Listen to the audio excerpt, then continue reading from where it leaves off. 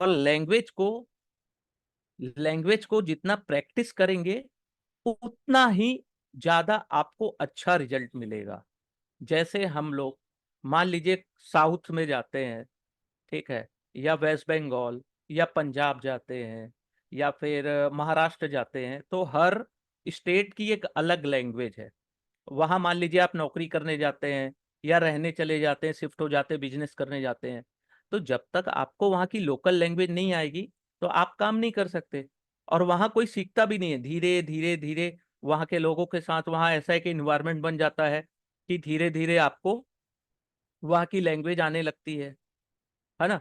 और वहां हम लोग प्रैक्टिस भी करते हैं तो उसका रिजल्ट जल्दी मिलता है। ठीक है, तो इंग्लिश को एक लैंग्वेज की तरह ट्रीट करिए और डेली प्रैक्टिस करिए, बहुत अच्छा रिजल्ट मिलेगा। आप लोगों को मैं एश्योर करता हूं, आप लोगों को मैं विश्वास देता हूं, जैसा मैं बोलता हूं अगर आप वैसा प्रैक्टिस करेंगे, आप लोगों के 100% मार्क्स आएंगे। 100% मैं बोल रहा हूँ। और किसी भी एग्जाम में इंग्लिश एक ऐसा सब्जेक्ट है जिसको स्कोरिंग सब्जेक्ट बोलते हैं। अगर आपको इंग्लिश में वो चीज आती है तो जल्दी से जल्दी आप सॉल्व करेंगे। मान लीजिए 40 या 50 क्वेश्चन आते हैं, उसको आप 30 मिनट में भी सॉल्व कर सकते हैं यदि आपको आती है। और अगर आप जितने भी क्वेश्चन सॉल्व करेंगे उसमें आप ये मान के चलिए 90% आपके सही रहेंगे, तो वो एक अलग स्कोर हो जाता है।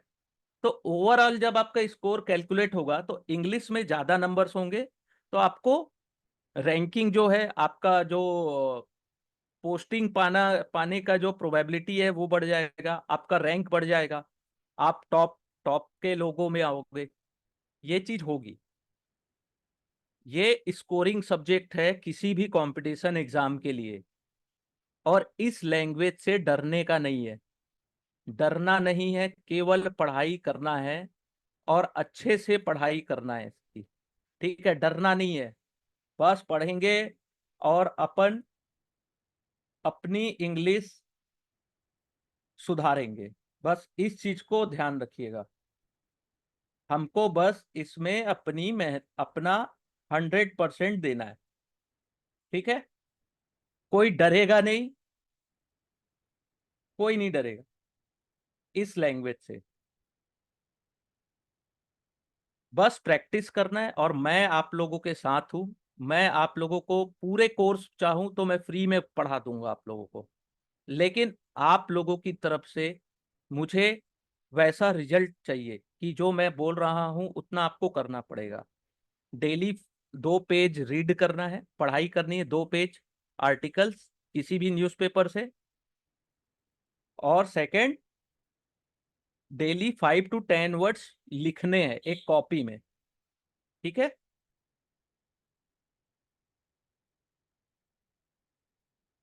तो चलिए आज अपन क्लास शुरू करते हैं। तो पहले मैं टेंस ना पढ़ा के आप लोगों को बता देता हूँ कि मैं क्लास कैसे लेता हूँ। पहले अपन क्या करेंगे, क्लास का जो स्टार्ट होगा उसमें हम लोग कुछ सिनोनिम्स और एंटोनिम्स देखेंगे। ठीक है, सिनोनिम्स और एंटोनिम्स। तो इससे क्या होगा, डेली एक क्लास में अगर हम लोग 5 to 10 वर्ड्स भी देखते हैं, ठीक है, तो उससे क्या होगा, हमारा वर्ड्स पावर बढ़ेगा। तो ये सबसे जरूरी है। ठीक है, और ये एग्जाम में भी आते हैं, जितने भी मैं सिनोनिम्स या एंटोनिम्स आप लोगों को क्लास में बताऊंगा, ये एसएससी के और आईबीपीएस के एग्जाम में आए हुए क्वेश्चंस ही हैं। ठीक है, तो मान लीजिए जैसे आज अपन 7 वर्ड्स है, तो 7 वर्ड्स के सिनोनिम्स और एंटोनिम्स देखेंगे तो ये टोटल मिला के अभी देखिएगा कितने वर्ड्स आज अपन सीख पाए। ठीक है, तो पहला जो वर्ड है उस वो है फैब्रिकेट, FABRICATE। अगर आप लोग चाहें तो कॉपी में लिख भी सकते हैं, और टेंशन नहीं है अगर नहीं भी लिख पाए तो इसके जो नोट्स हैं मैं ग्रुप में आप लोगों के साथ शेयर कर दूंगा। ठीक है, बस ये याद रखिएगा, मेहनत पूरी लगेगी और जोरदार लगेगी। ठीक, तो पहला वर्ड है फैब्रिकेट, गढ़ना। उसका हिंदी में मतलब होता है गढ़ना। तो सिनोनिम्स यानी होता है समा सिनोनिम्स का मतलब होता है उसके आसपास उसके मीनिंग होना ना, सिनोनिम्स यानी कि फैब्रिकेट से मिलता जुलता उसका मीनिंग होना चाहिए। तो उसका है devise, formulate, concoct, assemble, mould. ये इसके 5 सिनोनिम्स हो गए। गढ़ना।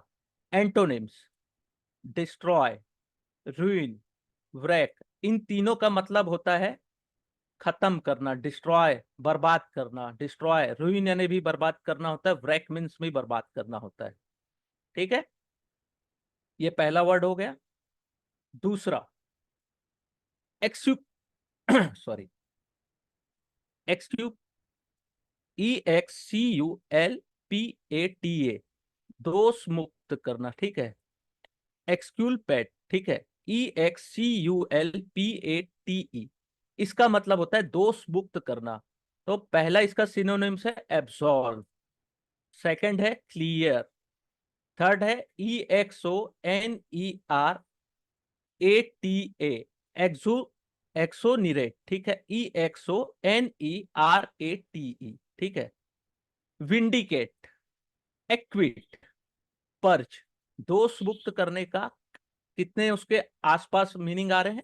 तो ये 5-6 जो वर्ड्स हैं वो उसके सिनोनिम्स है। ठीक है, दोष मुक्त करना। एंटोनिम्स में, एंटोनिम्स यानी कि दोष मुक्त करना का जस्ट विपरीत। तो ब्लेम, कंडेम, सेंटेंस। ठीक है, सेंटेंस यानी सजा देना। ठीक है। थर्ड, फाइन, FIE नहीं, FEIGN, झूठा नाटक करना। तो इसका सिनोनिम्स क्या होता है?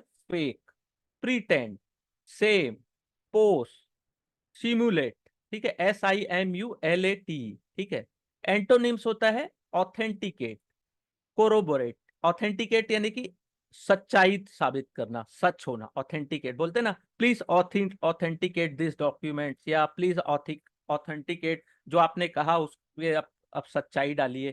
तो ऑथेंटिकेट। ठीक है। फोर्थ है फोर्टिट्यूड, यानी कि साहस या ब्रेवरी। ठीक है, तो सिनोनिम्स क्या होगा? ब्रेवरी, करेज, मिटल, प्लक, वेलर। ठीक है। एंटोनिम्स क्या होगा इसका? Weakness, help, helplessness. ठीक है, यानी कि अ, साहस का जस्ट अपोजिट, कमजोर होना, असहाय होना, हेल्पलेसनेस, है ना। कोवार्डियस, कोवार्ड जो बोलते हैं ना, you are very coward, COWARD। तो इसमें ये लग गया है ICE। ठीक है, कोवर्डाइस। ठीक है, COWARDICE। तो ये इसका हो गया। कोवर्ड यानी होता है कमजोर या फिर डरपोक। ठीक है। अब अगला पांचवा, फॉस्टर। फॉस्टर मीन्स होता है पालन पोषण करना। तो सिनोनिम्स इसका हो गया cultivate, nourish, nurture, feed, promote. और एंटोनिम्स इसका हो गया कंडेम, डिस्करेज, नेग्लेक्ट। ओके। इस तरीके से आप अगर डेली 10 या 20 वर्ड्स के भी अगर प्रैक्टिस करते हैं तो आप लोगों को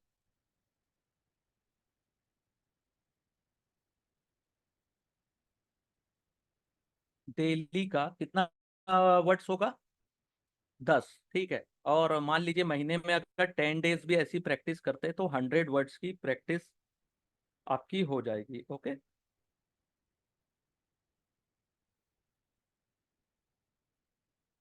और देखिए, कुछ लोग मोबाइल से लॉगिन होंगे ना, तो कई बार क्या होता है कि वाईफाई के कनेक्शन से कई बार क्लास डिसकनेक्ट हो जाती है। तो उसको क्या कर सकते हैं आप लोग? ग्रुप को लेफ्ट यानी कि इस क्लास को लेफ्ट करके रीज्वाइन कर सकते हैं। ठीक है। वाईफाई के कनेक्शन में कई बार थोड़ा सा प्रॉब्लम जूम या किसी भी लाइव ऐप में आता है। ठीक है। सिक्स्थ है ग्रेटिफाई। ग्रेटिफाई यानी संतुष्ट करना। ठीक है, संतुष्ट। तो उसका सिनोनिम्स है enchant, gladden, please, appease, content. Antonyms क्या होगा इसका? Annoy, frustrate, offend. ठीक है, संतुष्ट करना का अपोजिट। फ्रस्ट्रेट कर दिया यार तुम मेरे को, तो संतुष्ट करना का अपोजिट क्या होगा? फ्रस्ट्रेट। ग्रेटिफाई का फ्रस्ट्रेट। कई लोग बोलते नहीं, तुम मेरे को बहुत फ्रस्ट्रेट कर दिए हो, इस टाइप से वर्ड यूज करते हैं ना, वैसी। अब सेवेंथ है हार्स यानी कठोर, बोलते ना हार्स, बहुत हार्स इंसान है यार तुम, या बहुत हार्स वर्ड यूज करते हो तुम, कठोर वर्ड यूज करते हो। तो उसका सिनोनिम्स होता है coarse, jack, rugged, hoarse, HOARS। ये घोड़ा वाला हॉर्स नहीं है, इसका मीनिंग है HOARSE, है ना। एंटोनिम्स होता है माइल्ड, सॉफ्ट, ठीक है, MILD, माइल्ड सॉफ्ट, यानी कि कठोर का होता है एंटोनिम सॉफ्ट, यानी कि बहुत सॉफ्ट नेचर का है, बहुत सॉफ्ट बातें करता है, बहुत माइल्ड है, यानी कि एकदम बहुत माइल्ड, यानी कि एक सॉफ्टनेस ही होती है उसका मतलब। एकदम से सेम मीनिंग नहीं है। माइल्ड यानी कि ना तो ज्यादा कठोर होना ना ज्यादा सॉफ्ट होना, तो उसको माइल्ड बोला जाता है ना। तो लेकिन एंटोनिम्स में ये भी आ सकता है। तो ये 7 वर्ड्स हुए। लेकिन आप लोग अगर देखेंगे तो हमने आज कितने वर्ड्स को स्टडी किया टोटल, तो 7, और उसके सिनोनिम्स और एंटोनिम्स मिला के अपन अभी लास्ट 5 या 10 मिनट्स में अपन ने 20 या 30 वर्ड्स को स्टडी कर लिया, जिसके मीनिंग आसपास ही है, ठीक है।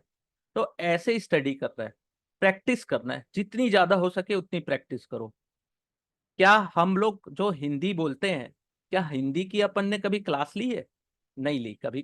किसी स्टूडेंट ने क्लास ली है क्या हिंदी बोलने की? सर हम, मेरे को बचपन में हिंदी बोलने नहीं आता था तो मैंने क्लास ली थी, या बड़े होते तक मैं सर हिंदी नहीं बोल पाते थे तो अपन हिंदी की क्लास लिए, तो घर में भी कोई दिक्कत होती थी, ऐसा कुछ होता था क्या?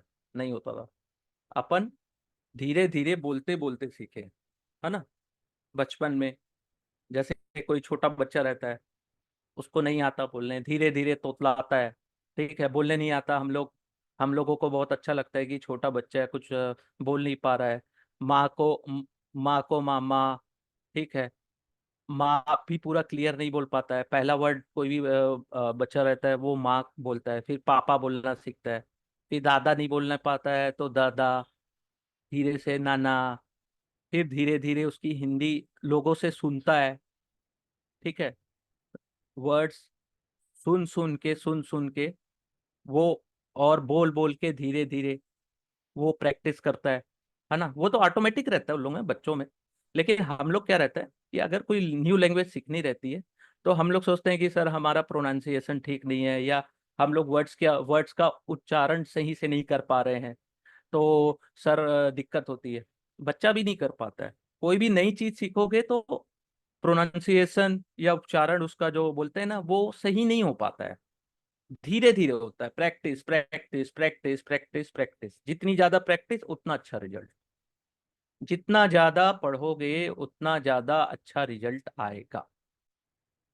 तो देखो आज की जो क्लास है, बिना टेंस के इंग्लिश अधूरी है, ठीक है। टेंस, ठीक है, काल, वर्तमान काल, भूतकाल, भविष्य काल हिंदी में बोलते हैं, तो प्रेजेंट टेंस को बोलते हैं वर्तमान काल। तो प्रेजेंट टेंस कितने टाइप के होते हैं? पहला होता है सिंपल प्रेजेंट टेंस, ठीक है, सिंपल, ठीक है। अब देखो सिंपल प्रेजेंट में कौन सा वर्ब यूज होता है, ठीक है, वर्ब का फर्स्ट फॉर्म यूज होता है साथ में, लेकिन इसके यूज कहाँ है, उपयोग कहाँ पे होता है? कि हम प्रेजेंट टेंस तो पढ़ रहे हैं, लेकिन इसके उपयोग कहाँ है ये कोई नहीं बताता। मैं आपको उपयोग बताता हूँ इसके, ठीक है। हम लोग तो पढ़ लेते हैं कि ये खाता था, ये जाता है, इतना बस जानते हैं। तो पहला जो प्रेजेंट टेंस सिंपल प्रेजेंट है, उसका यूज है to express a habitual action. Habitual यानी जो हमारे डेली हैबिट में है, ठीक है।